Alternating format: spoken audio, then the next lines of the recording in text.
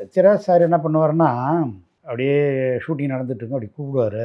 கதை என்னான்னு கேட்பாரு. ஏங்க என்ன கதை என்னான்னு என்கிட்ட கேட்குறீங்க? ஏப்பா நம்ம டைரக்டர் இருக்காரு, வந்தாரு ஒரு ஓப்பனிங் சொன்னாரு.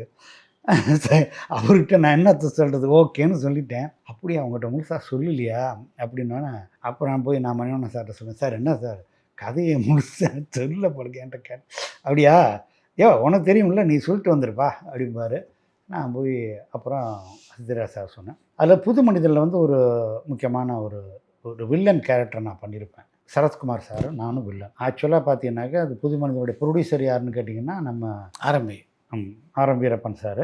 அப்போ தான் வந்து அங்கே ஒரு அந்த சரத்குமார் சார் கூட வந்து வரக்கூடிய ஒரு வில்லன் கேரக்டர்.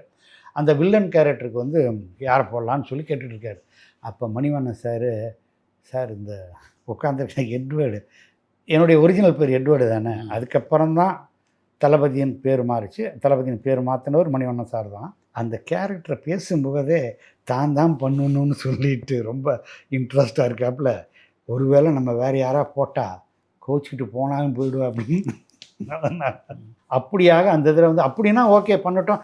எப்போ பண்ணுவாரா? இப்போ இன்ஸ்டியூட்டில் நிறைய நடிச்சிருக்கிறாரு, அதனால் தாராளமாக பண்ணுவார் அப்படின்னு சொல்லிட்டு நான் பண்ணது தான் புது மனிதனில் அந்த வில்லன் கேரக்டர்.